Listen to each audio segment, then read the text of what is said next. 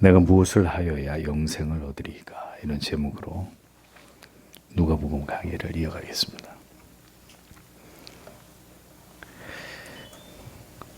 주님께서는 구원과 영생에 관해서 복음서 안에 많은 말씀들을 남겨놓으셨습니다.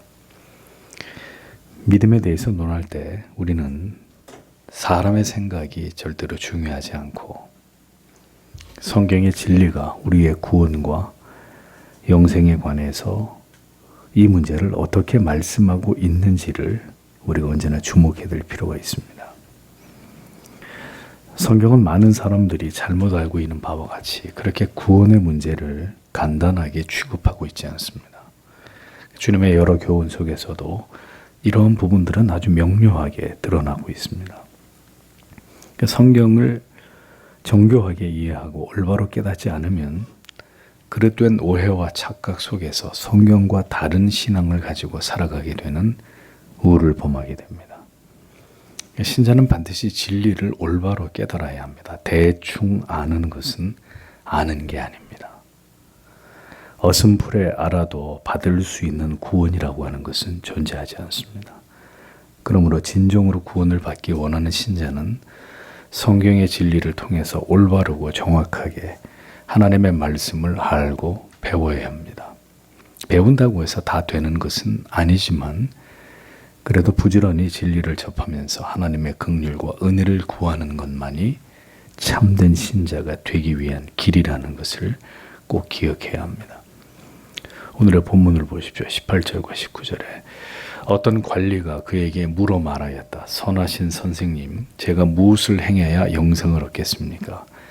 예수께서 그에게 말씀하셨다. 왜 너는 나를 선하다고 하느냐? 하나님 한 분 외에는 아무도 선한 분이 없다. 이렇게 기록이 되어 있습니다. 한 부자 관리에 대한 이 기사는 누가복음뿐만 아니라 공관복음, 마태, 마가, 누가 이 세 공관복음 안에 전체의 이 기사가 기록으로 나타나고 있습니다. 이 기사는 가난하게들에 대한 주님의 말씀 직후에 공통적으로 수록이 되어 있는데 이것은 구원과 영생을 얻을 수 있는 자의 조건과 그렇지 않은 자의 조건을 명확하게 대비해서 강조하기 위함으로 그렇게 이 천국에 들어가려면 갖는 아기와 같아야 된다라는 말씀에 곧바로 이어서 내 가진 것을 다 팔아서 가난한 자들에게 나눠주지 않으면 천국에 들어갈 수 없다.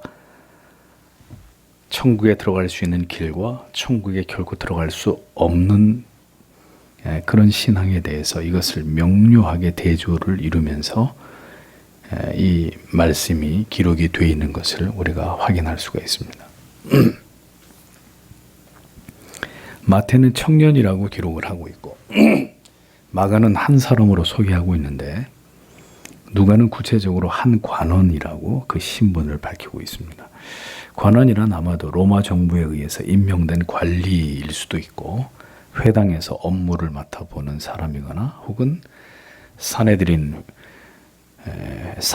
회원을 지칭하는 것일 수도 있습니다. 그러니까 그 이상으로는 구체적으로 이 사람의 신분을 정확히 얘기하고 있지 않으니까 그냥 한 관원이다라고만 이야기하고 있기 때문에 더 자세하게 그가 누구였는지 알 길은 없습니다. 어떤 경우이든 예수님께 나와서 쉽게 접촉을 하기에는 쉽지 않은 신분을 가진 자라는 것은 우리가 알 수 있습니다. 그런데 그가 예수님께 나와서 질문을 합니다. 선한 선생님이여, 내가 무엇을 하여야 영생을 얻으리까? 자, 이것이 그의 질문이었습니다. 유대인들은 일반적으로 사람에게 선한이란 호칭을 사용하지 않습니다. 왜냐하면 선한 분은 오직 하나님 한 분이시고 하나님의 말씀, 율법만이 선하기 때문에 사람에게 선하다 이런 형용사를 붙이지 않습니다. 그럼에도 불구하고 이 관원이 지금 주님께 선하신 선생님이여 라고 호칭을 사용했고 이에 대해서 주님은 즉시 어찌하여 네가 나를 선하다고 말하는 것이냐 이렇게 되물으시면서 하나님 외에는 선한 분이 없다 이렇게 대답을 하십니다. 이 관원이 주님을 그렇게 부른 것은 나름의 존경과 경외의 마음에서 그렇게 표현한 것으로 볼 수 있습니다. 그러면 주님께서는 그냥 그렇게 듣고 계실 것이지 그렇게 주님을 부르는 것이 합당하지 않다라는 것을 지적하십니다. 이유는 무엇 때문일까요? 이 젊은 관원은 지금 예수님을 그저 훌륭한 랍비나 혹은 율법 선생 혹은 선지자 정도로만 여겼을 것입니다. 그러나 어떤 위대한 랍비나 선지자랄지라도 그들은 절대로 선한 존재가 아니죠. 당시 바리새인들과 서기관들, 율법 선생들은 아마도 그렇게 자기들이 불리워지는 것을 좋아했을지 모릅니다. 자기들을 가리켜서 선한 사람들이라고 이렇게 호칭을 불러주는 것을 그들은 좋아했을지 모를 일입니다. 그렇기 때문에 주님께서는 하나님 외에는 누구에게도 선하다는 말로 그를 높이거나 칭송하는 것 자체가 옳지 않다라는 것을 그에게 깨닫게 해주기 위해서 네가 왜 나를 선생이라고 선한 선생님이라고 부르냐. 하나님 외에는 네가 나에게뿐만 아니라 어떤 유대주의자들을 향해서도 유대주의 종교 지도자들을 향해서도 그런 표현을 쓰면 안 된다라는 교훈을 하시기 위해서 하나님 외에는 선한 분이 없고 네가 나한테까지도 선한 선생님이라고 말해서는 안 된다라고 주님은 교훈을 하신 것입니다. 그리스도는 하나님의 아들이시고 하나님이시기 때문에 당연히 지극히 선하심 그 자체이십니다. 그러나 다만 선함을 자처하는 교만하고 어리석은 유대주의 종교 지도자들을 의식해서 그들의 외식을 의식해서 주님이 이같이 말씀을 하셨다라는 것을 이해할 필요가 있습니다. 예수님은 선하신 선생님 정도가 아니라 절대적 선 그 자체이신 거죠. 성자 하나님이시지 않습니까? 그러니 성도 여러분, 말로서 인정을 받고 높임을 받고자 하는 것을 우리는 극도로 주의하고 경계할 필요가 있습니다. 그것은 가식과 위선과 오만을 낳을 수 있는 일이기 때문입니다. 이 관원은 이제 예수님께 영생을 얻는 길, 구원의 길을 묻고 있었습니다. 그는 철저한 유대주의의 율법의 가르침을 쫓아 그 전통 속에서 오늘까지 성장해 온 자인 것으로 보입니다. 그럼에도 불구하고 이 젊은 관원은 한 가지 풀리지 않는 중대한 문제를 가지고 있었던 것으로 보입니다. 그것은 바로 자신의 영혼의 구원에 대한 문제였습니다. 자, 문제는 그의 질문을 잘 보십시오. 내가 무엇을 하여야 영생을 얻으리까? 이렇게 질문하고 있습니다. 어떻게 해야 구원을 받습니까가 아니라 내가 뭘 해야, 무엇을 해야 영생을 얻으리까? 이에 언급되고 있지만 그는 어려서부터 철저하게 율법의 모든 세부적인 규례들까지 열심히 이것을 지킨 자로 보입니다. 나름대로 도덕적이고 윤리적이고 율법을 준수하는 삶을 살기 위해서 부단히 스스로 노력한 것으로 여겨집니다. 자익은 타익은. 그러나 그럼에도 불구하고 자신의 구원과 영생에 대한 이 근원적인 문제에 대해 궁극의 해답과 확신은 아직 그가 얻지 못하고 있었다라는 것을 알 수 있습니다. 20절과 21절을 보십시오. 내가 계명을 아니 너는 간음하지 말아야 한다. 너는 살인하지 말아야 한다. 너는 도둑질하지 말아야 한다. 너는 거짓 증거하지 말아야 한다. 너는 거짓 증언하지 말아야 한다. 너는 내 부모를 공경해야 한다. 이다. 그가 말하였다. 이 모든 것을 저는 어릴 때부터 지켰습니다. 이렇게 기록이 되어 있습니다. 자, 어릴 때로부터 이런 계명을 나는 지켜왔다. 주님이 이런 것들을 지켜야 된다 그러니까 그건 어릴 때부터 내가 지켜왔던 겁니다. 이렇게 대답을 합니다. 어머니의 뱃속에서부터 교회를 다녔습니다. 태어나면서부터 교회를 나왔습니다. 수없이 성경을 읽었고 설교를 들었습니다. 많은 책을 읽었고 이미 지식으로는 상당한 수준에 도달했고 주일은 절대로 어겨본 일이 없습니다. 특별한 경우 정말 손에 꼽을 정도를 제외하면 철저하게 주의를 지켰습니다. 교회 나왔습니다. 학교 다니면서 학교에 다른 여타 아이들처럼 쌍욕을 한다든지 남의 물건을 훔친다든지 심지어 부모님에게 거짓말도 그렇게 자주 하지 않았습니다. 가난하거나 힘이 없는 친구들을 보면 도와주기도 하고 그들의 편에 서기도 했습니다. 불의를 보면 참지 못하고 언제나 정의로운 것, 정직한 것, 성실한 것 이런 것들을 추구했습니다. 어릴 때로부터 철저하게 기독교적인 문화 속에서 자랐고 많은 종교적인 경험들도 가지고 있습니다. 그런데 그러면 구원과 영생의 문제가 해결될 것이라고 여겼지만 여전히 구원의 확신이 없습니다. 모든 것을 자의에 의해서건 타의에 의해서건 오랜 세월 교회 안에 머물면서 교회를 다니면서 시키는 것 대부분의 것들을 이행하면서 여기까지 왔음에도 불구하고 언제나 의문은 사라지지 않습니다. 나는 구원받은 그리스도인인가? 어떻게 해야 영생을 얻을 수 있나? 이것이 바로 모태신앙자들, 교회 안에 적지 않은 젊은이들이, 교회 안에서 소위 태어나고 자란 젊은이들이 가지고 있는 가장 중요한 갈등의 요소입니다. 이 문제에 여전히 사로잡혀 있는 거죠. 모태신앙. 어릴 때로부터 교회를 다녔던 청년들을 보면 크게 신앙의 틀에서 이렇게 많이 벗어나지 않는 공통된 모습을 봅니다. 그 틀 안에서 절대로 벗어나지 않아요. 그러니까 늘 그 지켜야 될 것들을 대부분 지킵니다. 그들만큼 규범적이고 어떤 질서 안에서 잘 순응하는 자들도 없습니다. 왜냐하면 어렸을 때부터 그런 것에 익숙해져 있었기 때문에. 그런데 문제는 그렇게 교회 안에서 자란 자들조차도 구원의 확신을 얻지 못해서 결국 방황하게 되고 어느 시점에서는 믿음의 자리를 이탈해버리는 어처구니 없는 일들이 일어나게 된다는 것입니다. 부모님을 따라서 잘 교회를 다녔기 때문에 별 문제가 없을 것이라고 부모님들은 생각하실 수 있을지 모르겠습니다. 어렸을 때부터 열심히 성경을 읽혔고 읽어줬고 손을 잡고 맨날 교회를 다녔고 그렇게 자랐기 때문에 별 문제가 없을 것이라고 이렇게 여길지는 모르겠습니다만 그들 중에 적지 않은 사람들이 구원의 확신조차 없습니다. 이게 오늘의 현실입니다. 왜냐하면 진지하게 인격적으로 그리스도를 경험한 적이 없었기 때문입니다. 더 정직하게 말하면 그리스도를 사랑한 적이 없었기 때문입니다. 교회는 열심히 다녔습니다. 들으라고 하니 설교도 듣고 읽으라고 하니 성경도 읽었습니다. 그런데 그리스도를 사랑하진 않았습니다. 교회 안에서 자란 젊은이들 중에 성경 전체를 정독한 경험이 전무한 자들도 대부분입니다. 이것이 행위와 규범의 틀 안에서 단순히 길들여지기만 한 거짓 신앙의 한계입니다. 기독교가 가풍인 집에서 자란 자녀들이 나이가 찼습니다. 성년이 되어갈 무렵에 심각하게 겪게 되는 문제가 바로 이것입니다.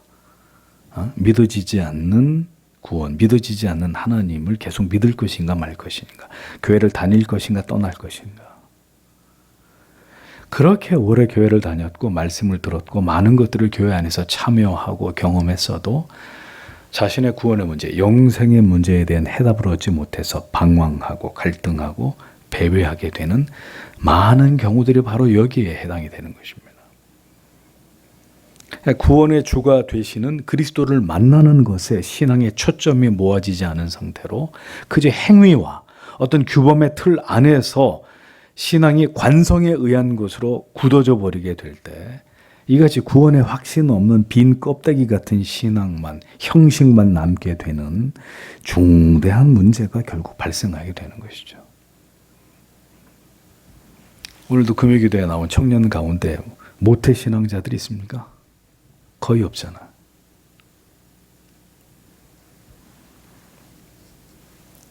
주님께서 몇 가지 기본이 되는 계명들을 열거하시면서 이걸 다 준수했느냐, 이거 다 지켜야 된다 질문하십니다.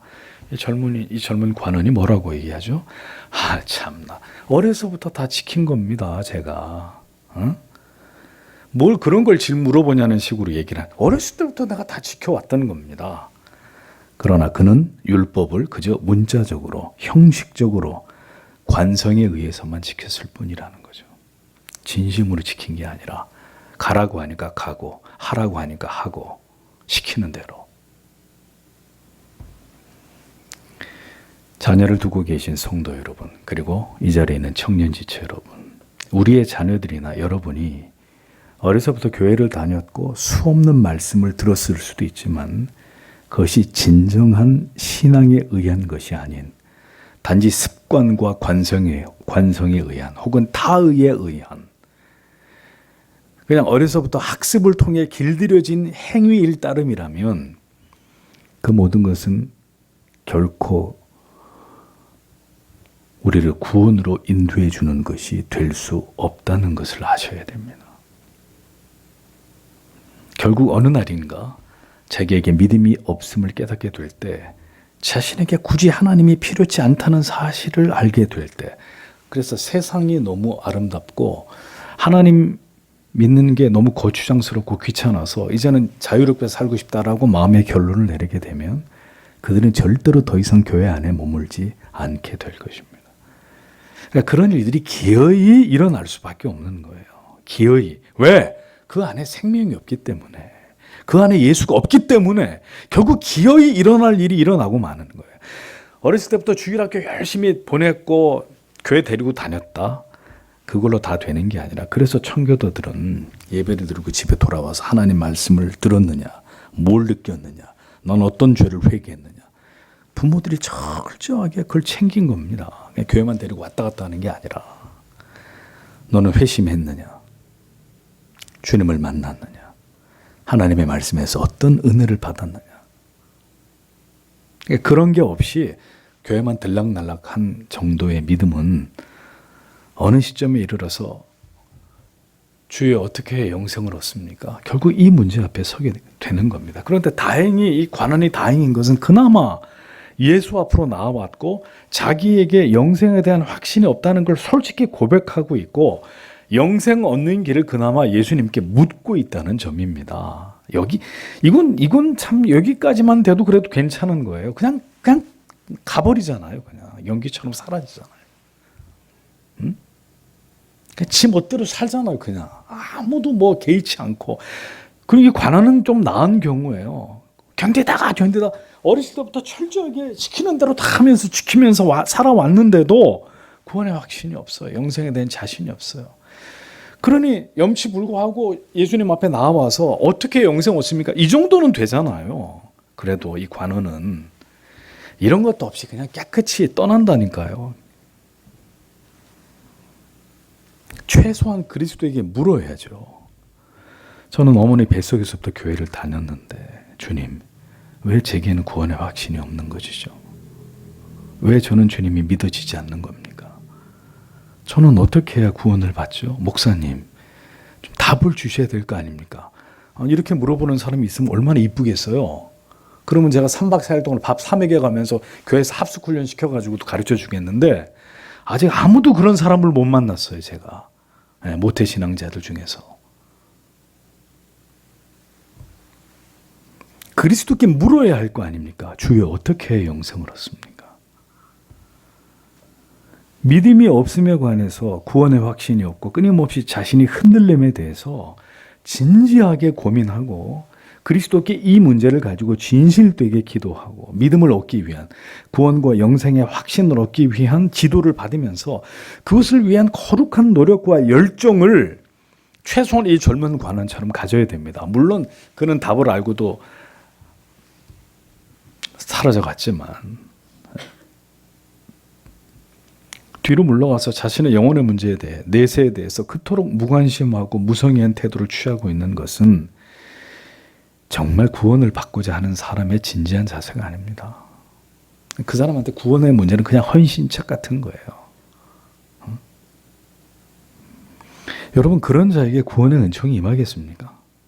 자기의 영생의 문제, 구원의 문제, 영혼의 문제를 그토록 가볍게 여기고 오늘 금요일 밤도 그냥 세상이 뛰쳐나와서 신나게 즐기고 놀고 그러고 있는 사람들에게 하나님이 이제 와야지 그만하고 이리 와 하고 하나님이 구원의 은총을 그렇게 베푸시겠냐, 하나님이 그렇게 하시겠느냐, 그 가치도 모르고 중요성도 모르는 자의 팔을 강제로 비틀어가지고 다리 몽댕이를 부러뜨려가지고 하나님이 그렇게 하시는 분이냐? 그렇지 않단 말입니다.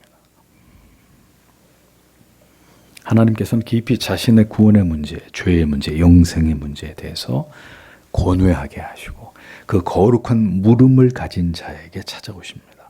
이 일이 반드시 인생 속에서 일어나야 하고 그것을 통해서 결국 주님을 만나 구원의 기쁨을 맛보게 되는 은혜가 반드시 여러분에게, 여러분의 자녀들에게 임하기를 바랍니다. 그 일이 일어나야 그가 구원받은 영생 얻은 하나님의 자녀이기 때문입니다.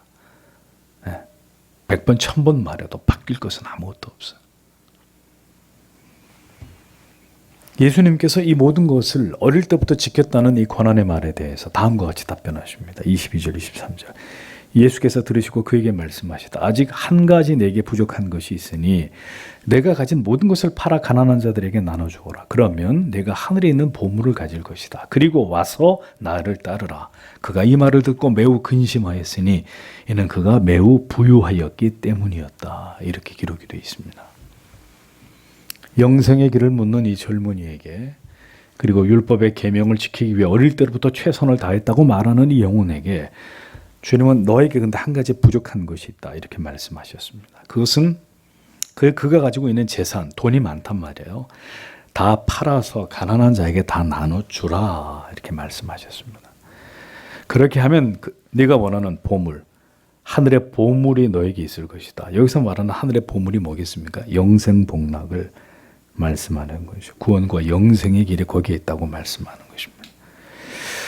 어릴 때부터 율법에 따라서 모든 계명을 지키기 위해 정해진 모든 종교적 규범을 지키기 위해 힘쓴 그였지만 주님께서는 그의 가장 치명적인 약점을 알고 계셨습니다. 그가 온전히 순종하지 않고 있는 그의 욕심이 여전히 머물고 있는 곳을 주님은 보고 계셨습니다. 그건 바로 돈이었습니다. 물질이었습니다. 그가 돈에 집착하고 있다는 것이었죠. 성도 여러분, 진정한 믿음, 참된 구원에 이르는 믿음이 없는 사람의 특징이 뭔지 아십니까? 그가 아무리 신앙의 이름으로 어떤 것을 지키고 있고 행하고 있다 하더라도, 즉 주일에 열심히 교회 옵니다. 예배 드립니다. 형식적으로나마 기도합니다. 나름의 선행을 베풉니다. 세상 사람들처럼 죄악을 저지르는 악한 삶을 살고 있지 않습니다. 그렇더라도 구원받지 않은 그리스도인의 특징이 뭐냐? 그 마음에 그리스도보다 더 사랑하고 집착하는 것이 반드시 존재한다는 거죠. 그것이 구원받지 않은 그리스도인이라고 착각하고 있는 사람의 특징입니다. 절대로 이것만큼은 버리지 않아. 이것만큼은 하나님한테도 양보할 수 없어. 하는 것들을 다 가지고 있다고요. 그게 뭔지 모르지만 이 젊은이에게는 뭐였습니까? 돈이었습니다.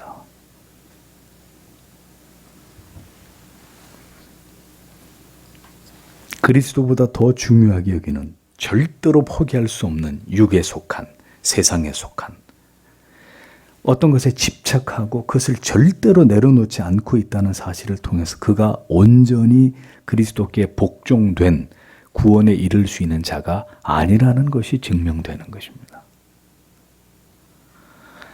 그는 이웃에게 해를 끼치지 않았습니다. 나름대로 선의를 가지고 사람들을 대하고 부모를 공경하고 여러 율법이 명하는 도를 지켜 행하고 있는 자였습니다.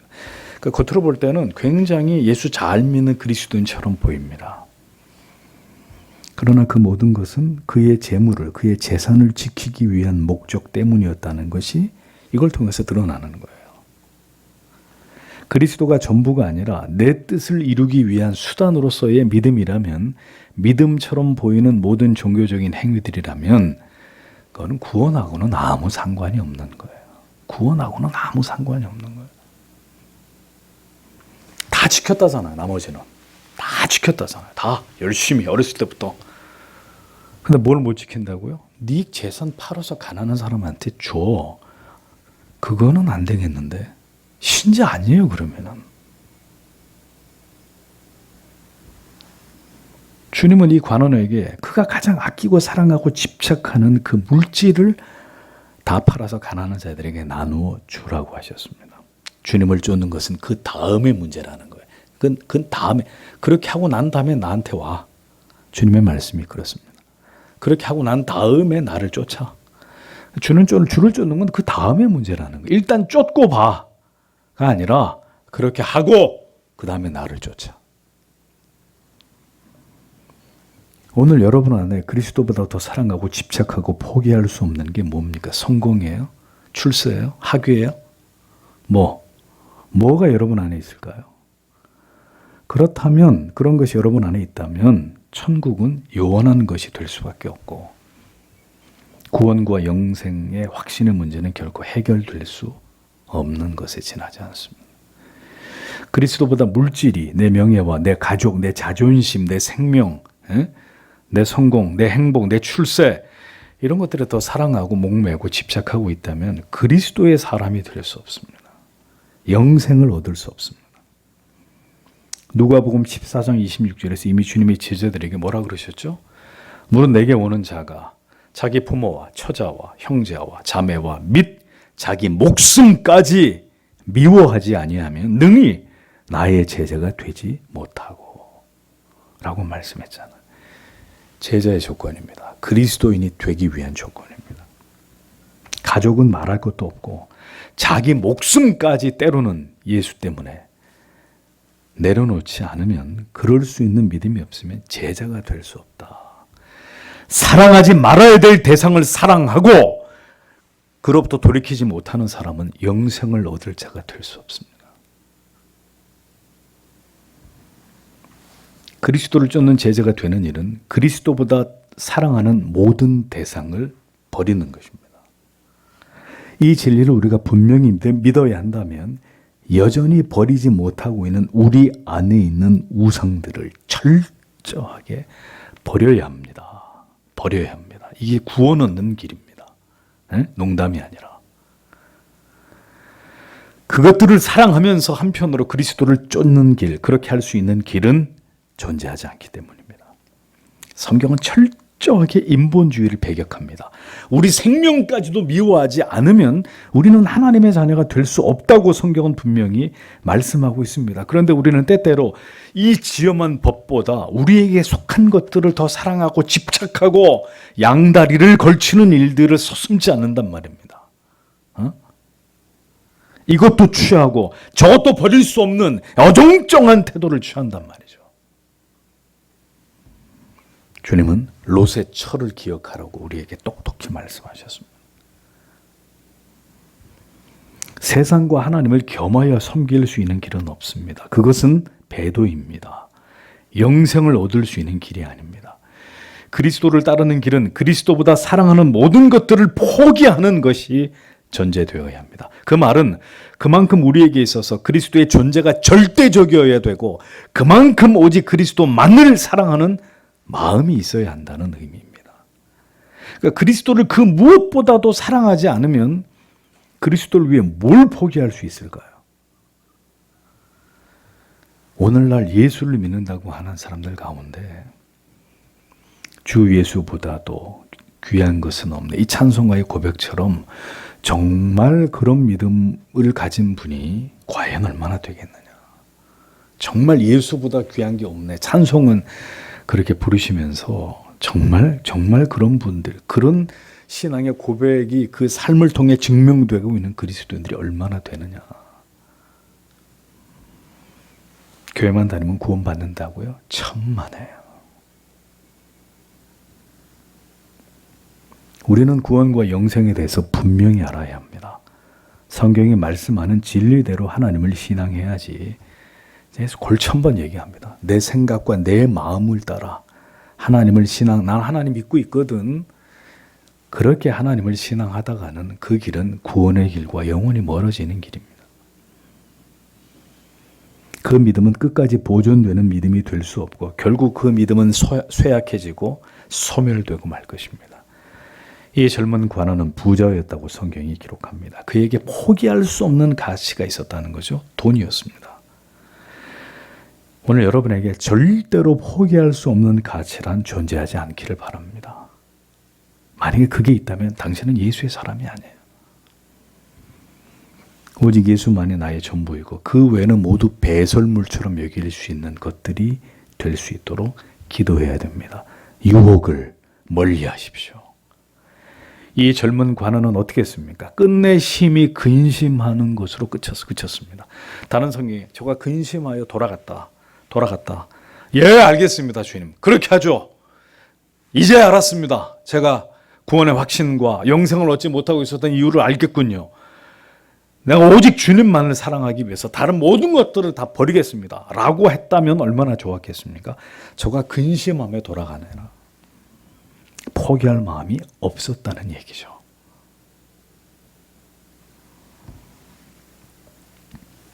주께서 사랑하시는 성도 여러분, 하나님이 기뻐하시지 않고 허락하지 않는 것들을 포기하십시오. 그 길은 더 하나님을 뜨겁게 사랑하게 되는 그것이 유일한 길입니다. 포기해야지 라고 마음을 먹는다고 포기해야 되는 게 아니라 하나님만을 더 뜨겁게 열렬히 오직 하나님만을 사랑하게 되는 것, 그것이 우리 안에서 일어나지 않으면 버려야지, 포기해야지, 생각만으로 되지 않아요. 그거보다 더 사랑하는 존재가 있어야 그보다 덜 사랑하는 것들을 버리는 것이 기꺼이 가능한 일이지. 더 사랑하는 존재가 없는데 지금 내가 좋아하는 걸 어떻게 버려요? 왜 버려요? 안 버려요. 못 버려요. 우리가 누군가를 지극히 사랑하면 다른 사람들이 다 눈에 들어오지 않듯이, 그렇죠? 예? 내가 한 여인을 사랑하면 다른 여인이 뭐 얼마나 더 이쁘고 그래도 다 눈에 들어오지 않고 오직 그 남자만, 그 여자만 바라 보여지듯이 그 한 사람에게 사랑에 빠졌기 때문에 그런 거잖아요. 그렇듯이 우리가 어떻게 하면 다른 가치들을 포기할 수 있느냐? 오직 한 대상에게 깊이 사랑에 빠져야 되는데 그렇게 사랑에 빠진 사람들이 있냐 이거죠. 응? 오늘날 교회 안에 그렇게 예수 그리스도에게 사랑에 빠진, 열렬히 그분만을 사랑하는 사람들이 교회 안에 있느냐? 저는 없다고 보는 겁니다. 그래야 유혹에 넘어지지 않을 거 아니에요. 어떤 남자가 와서 교회도, 어떤 여자가 와서 해도 필요 없습니다. 나는 오직 그 사람만 사랑합니다. 나는 그 사람의 아내입니다. 나는 그 사람의 남편입니다.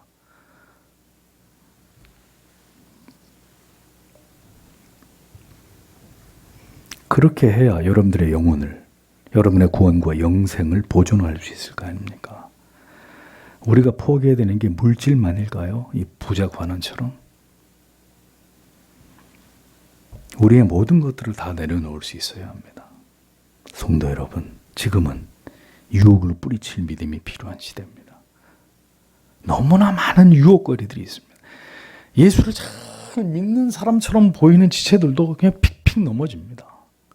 속절없이 무너집니다. 주님보다 더 사랑하는 가치가 없도록 시험을 이길 믿음을 구하세요. 다 필요 없고 하나님과 사랑에 빠질 수 있게 기도하세요. 그래야 다른 게 안 보입니다. 다른 걸 버리는 것이 아깝지 않습니다. 하나님하고 사랑이 안 빠지면 결국 하나님을 버리게 됩니다. 명언입니다. 받아 적으세요.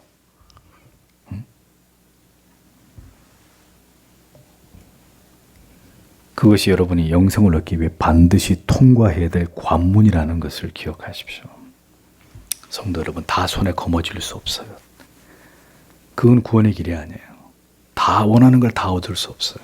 가장 귀한 것을 얻기 위해서 나에게 좋은 것, 나를 즐겁게 해주는 것, 행복하게 해주는 것, 나를 기쁘게 하는 사람까지 버리지 않으면 그 길은 구원의 길이 될 수 없습니다. 예수 때문에. 더 많은 자들이 시험을 당하게 될 것입니다. 더 많은 사람들이 이 테스트를 받을 겁니다. 두고 보세요. 두고 보시라고요. 잊지 마십시오. 좁은 길입니다. 좁은 문으로 우리는 들어가는 것입니다. 그 길이 영생의 길입니다. 이것도 취하고 저것도 취하고 뭐 이렇게 할 수도 있지 않을까? 이 길이 될 수도 있지 않겠어요? 뭐 저렇게 농담이라도 그런 얘기하지 마시고 진리가 가리키는 대로 분명히 주님이 말씀하셔요. 다 버려두고 나를 쫓아라. 어떻게 영생을 얻냐고? 다 버리고 나보다 사랑하는 가치가 있어서는 안 돼. 다 버리고 나를 쫓아. 이 얘기가 핵심이거든요.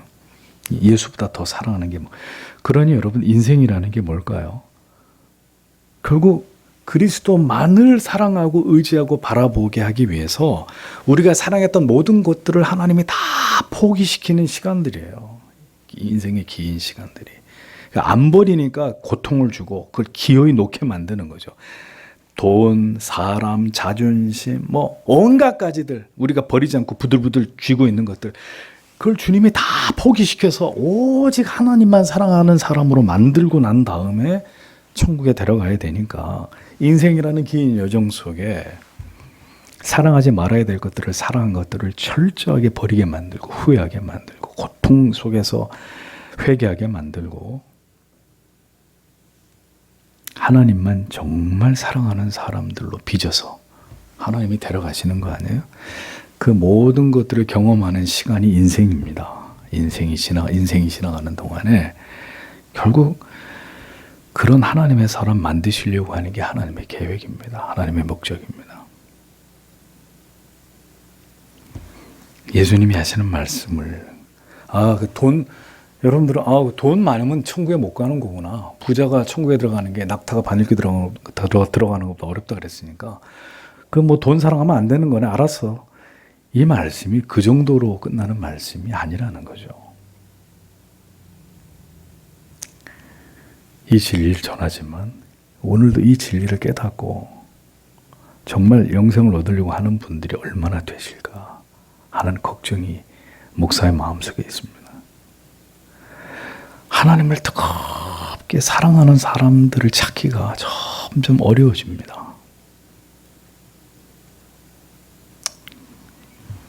오늘도 이 말씀을 붙들고 간절히 기도하시고 돌아가시기 바랍니다. 기도하겠습니다.